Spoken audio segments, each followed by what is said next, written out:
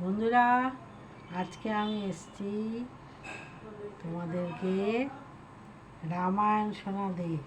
তোমাদের জেঠিমা, ঠিক আছে? আমি দুটো পার্টে তোমাদের রামায়ণ শোনাবো, তোমরা শুনবে। রামায়ণ না জানলে অনেক কিছুই জানতে পারবে না। রামায়ণ এবার বলি। কৌশল রাজ্যের রাজধানী অযোধ্যার রাজা ছিলেন অযোধ্যার রাজা দশরথের 3 রানী ছিল: কৌশল্যা, কইকেয়ী আর সুমিত্রা। তাদের কোনো পুত্র সন্তান না থাকায় তাদের মনে একটু সুখ ছিল না। রাজা একদিন শিকারে গিয়ে একটা শব্দ শুনে হরিণ ভেবে শব্দভেদী বাণ ছুড়লেন। সেই বাণের আঘাতে অন্ধমণির পুত্র সিন্ধু মারা গেলে দশরথ তার মৃতদেহ অন্ধমণির কাছে আনতেই তাকে অভিশাপ দিলেন, তোমারও আমার মতো পুত্র শোক প্রাণ যাবে। ভয় পেয়ে দশরথ কুল পুরোহিত বশিষ্ঠ মুনির কাছে এলেন। মুনি তাকে বললেন, ভালোই হয়েছে, কারণ পুত্র না থাকলে পুত্র শোক হবে কি করে? ঋষ্যশৃঙ্গ মুনিকে এনে 1 বছর যজ্ঞ করালেই পুত্র সন্তান জন্মাবে। রাজা খুব যত্ন সহকারে ঋষ্যশৃঙ্গ মুনিকে নিয়ে এলেন।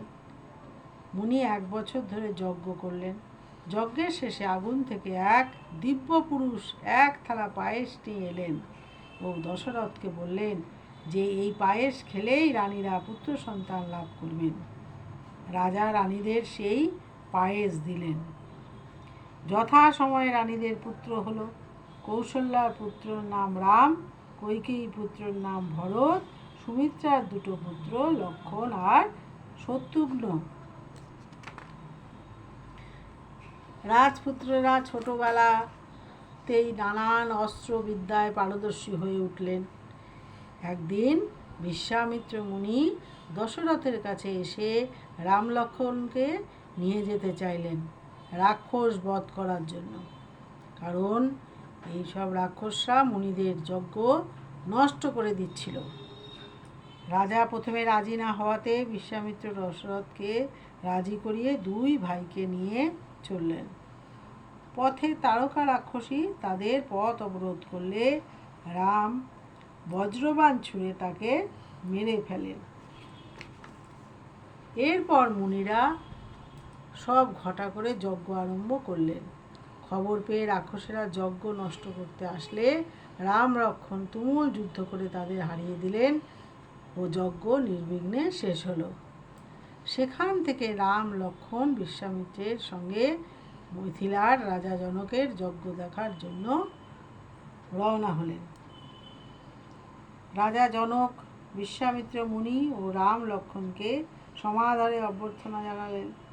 যজ্ঞের শেষে বিশ্বামিত্র জনক রাজার মেয়ে সীতার বিয়ের কথা জিজ্ঞেস করতে তিনি বললেন, আমার কাছে শিবের যে ধনুক আছে, যে তাতে গুণ পড়াতে পারবে তারই সঙ্গে আমার মেয়ের বিয়ে দেব।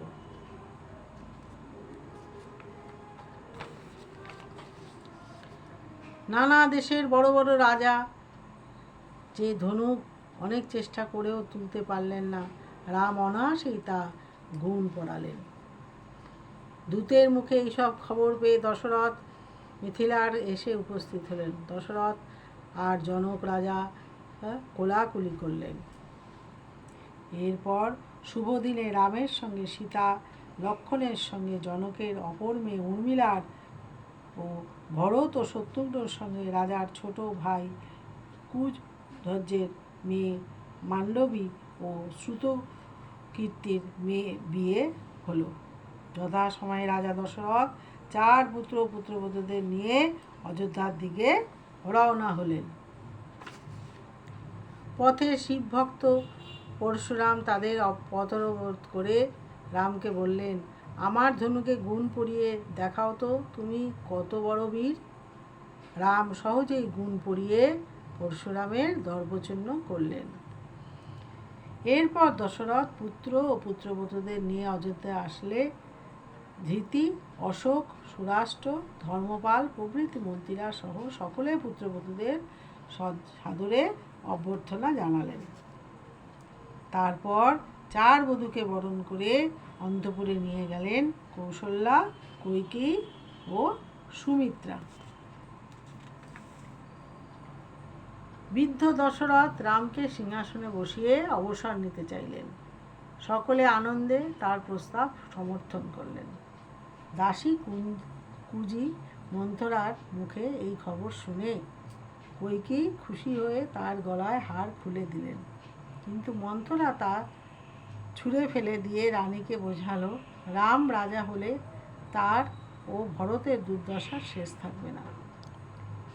কুজির কথায় কইকেয়ী ভয় পেয়ে তার কাছে পরামর্শ চাইলে মন্থরা বলল, রাজার কাছ থেকে একটা বর চেয়ে ভরতকে রাজা করো, আর এক বর চেয়ে রামকে 14 বছরের জন্য বনে পাঠাও।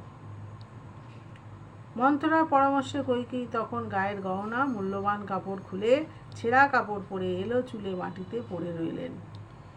দশরথ অবাক হয়ে এর কারণ জিজ্ঞাসা করলে কইকেয়ী তার কাছে 2টি বর চাইলেন এবং রাজা বর দিতে সম্মত হলেন।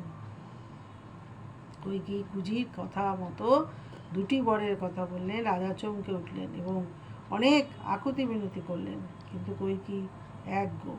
রাম সব শুনে কইকেয়ীকে বললেন, পিতৃসত্য পালনের জন্য আমি বনে যেতে রাজি আছি। রাম বনে যাওয়ার জন্য তৈরি হতেই লক্ষ্মণ ও সীতাও রামের সঙ্গে বনে যেতে চাইলেন। মাতা কৌশল্যা কাঁদতে লাগলে রাম তাকে বুঝিয়ে বললেন, কেঁদো না মা, 14 বছর দেখতে দেখতে কেটে যাবে। সকলকে বুঝিয়ে রাম, লক্ষ্মণ ও সীতা বনে যাওয়ার জন্য রাজবেশ ছেড়ে সাধারণ বেশে সুমন্ত্রের সারথির পথে চড়ে রওনা হলেন। রাজ্যের সীমানা পার করে রথ নিয়ে সুমন্ত্রকে ফিরে যেতে বললেন। তারা সিংহবেরপুরে এলেন। সেখানে নিষাদ রাজা গুহকুমিতা তাদের নৌকায় করে গঙ্গা পার করে দিলেন। সুমন্ত্রের কাছ থেকে রামের খবর পেয়ে দশরথ পুত্র শোকে প্রাণ ত্যাগ করলেন। অন্ধমুনির অভিশাপ পূর্ণ হল। ভরত আর শত্রুঘ্ন এই সময় মামার বাড়িতে ছিল। খবর পেয়ে তারা তাড়াতাড়ি রথ ছুটিয়ে অযোধ্যায় এলেন। কুজি সব কিছুর জন্য দায়ী শুনে চুলের মুঠি ধরে বেদম প্রহার করলেন। ভরত ও শত্রুঘ্ন রামকে ফিরিয়ে আনতে বনে চললেন। চিত্রকূট পাহাড়ে 4 ভাইয়ের দেখা হলো। ভরতের অনেক অনুরোধও রাম ফিরে যেতে রাজি হলেন না। অবশেষে ঠিক হলো ভরত রামের পাদুকা সিংহাসনে বসিয়ে রাজ্য পালন করবেন।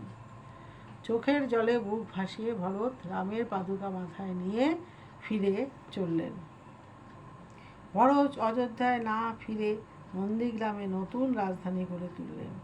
রামের পাদুকা সিংহাসনে রেখে বনবাসীর মতো রাজ্য পালন শুরু করলেন।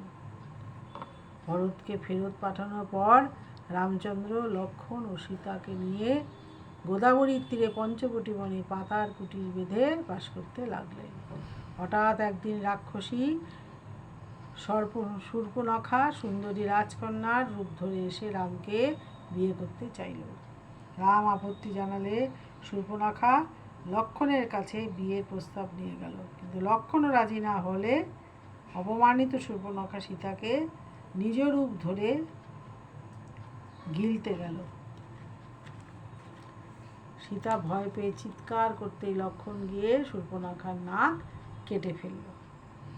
শূর্পণখা চেঁচাতে চেঁচাতে তার সঙ্গীর দূষণকে নিয়ে সব ঘটনা বলল।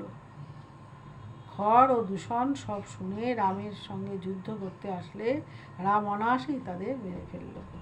তারপর শূর্পণখা তার দাদা লঙ্কার রাজা রাবণকে কাঁদতে কাঁদতে বলল। রাবণ তাকে বললেন, আমি শীঘ্রই এর বিহিত করছি।